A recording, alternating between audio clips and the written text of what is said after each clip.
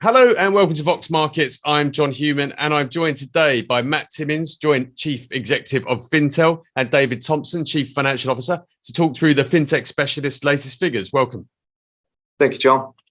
So first of all, congratulations on a very strong set of figures, confirming what we heard in July's trading update. Perhaps, Matt, you could start by talking us through the headlines. Yeah, absolutely. Thanks, John. The headlines are strong revenue growth, up 9% in the core business. Solid EBITDA margin delivered at 30%, good cash flow conversion, 124% cash flow conversion, and around 2/3, 66% of all revenues delivered into the core business coming as a result of SaaS and subscriptions. So good revenue growth, good EBITDA margin, cash flow strong, 7.6 million of cash in the business. So good cash reserves with an RCF facility of 45 million. So plenty of dry powder there for us to go out and make acquisitions in the future. So overall, a good set of results for the interims. Yeah, really good numbers. Perhaps you could talk us through what have been the main drivers of that growth so far this year. Perhaps talking through some of the divisional performance and really what's been performing most strongly. Yeah, absolutely. So growth. There's been growth across all three divisions. So all three divisions perform well, which is intermediary, distribution, and fintech and research. Primarily, the main driver for growth has been increase in revenues from fintech, so up 24% in terms of revenues from our proprietary fintech. So this is the de facto software that advisors use when they give advice to their clients, and the usage of that software across the advisory base is increasing, and also the number of licensees or software users has increased as well. So 24% growth in revenue from that de facto software. So that's been the primary driver. But as I said, there's growth all across the business. So one of the things I noticed in the statement was the continued progress you're making converting revenues into what you call distribution as a service. Perhaps, David, you could explain what this means and its importance to the strategy and the numbers.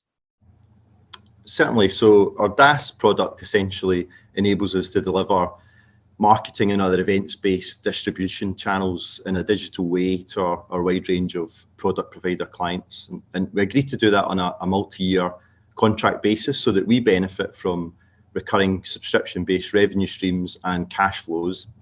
And it's just the start of the digitisation of that product offering. And we've planned additional services, again, targeting a subscription basis that will provide more insight to our product partners. So digitisation creates value and insight to product providers, and longer term visibility and regular cash flow adds value to our business. So strongly believe that product offering is a win-win for both us and our customers.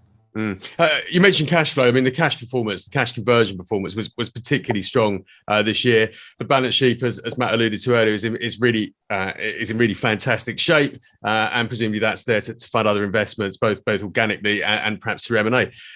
Perhaps you could explain how this supports your longer term ambitions. How are you going to put that cash to use? Sure, and again, I'd like to recap. We've got 7.6 million of net cash and access to a 45 million revolving credit facility with a margin between 150 and 260 basis points. So we've got a fantastic ability to invest 50 million pounds very, very quickly to follow those strategic ambitions.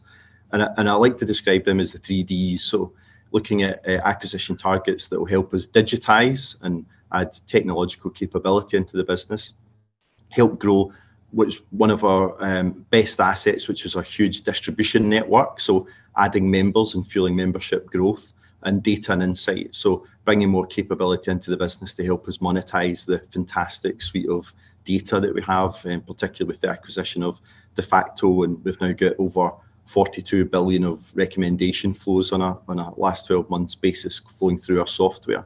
So we're in a really strong position in the market, and we want to capitalize on that further. One of the things I noticed in the statement was the Tatton Strategic Distribution agreement as a significant contributor to some of your successes this year. Perhaps, David, you could explain the significance of that and how it really supports your plans. Absolutely. So the Tatton Strategic Partnership is extremely important for both businesses. It's the first enterprise license deal that we've done, and we're talking with others to do more. It's great to be working with Tatton in terms of rolling out the de facto software to their thousands of Paradigm members. So we've got a great already made route to market there. So the power of that is that we get a really significant economy of scale and a direct route to a significant additional number of customers for the de facto engaged software, and the obvious upselling opportunities on the back of that as de facto continues to develop more and more modules that add value to the IFA proposition. I mean, it sounds like there's a fantastic opportunity out there that you're in a very good position to exploit. But right now, more broadly, market conditions aren't great. There's all sorts of worries around inflation and the direction of stock markets themselves. How is this affecting the business at the moment? Yeah, absolutely. I mean, market conditions aren't great at the moment for a listed business, on particularly a small cap on AIM. In terms of our customer base, though, in times of difficulty, you tend to find that people reach out to their financial advisor for support, help, and guidance. So we've experienced, our business has been going for 20 years, so this isn't the first downturn that we've seen. So and our experience in previous difficult occasions has actually been that advisors will see more clients and actually write more business during difficult times than they will perhaps in some of the good times. So we don't see the current market conditions affecting our customer base, which is the main thing for us. Strong, well-diversified, large customer base who continue to serve clients in good and bad times. And presumably one of the things that really will continue to support growth and has been supporting growth and demand for your products and services is regulation. So perhaps you can talk us through the key developments on the regulatory front, perhaps what's already come and has been driving business and what you can see coming over the horizon. Yeah, I think in terms of regulation, consumer duty is the big topic at this moment in time. And we've done a lot for our customer base, a lot for our membership, in terms of supporting them through consumer duty with our hub that we launched for all of the firms to access. And then we also have our de facto business as well, which, whilst it doesn't give regulatory advice, clearly operates in a market where it provides technology to regulated firms. So de facto has to keep pace with all that as well. So I think consumer duty will be the biggest piece of regulation this year. There is nothing else around the corner of that magnitude at this moment in time. Either way, it leaves the business in very good shape.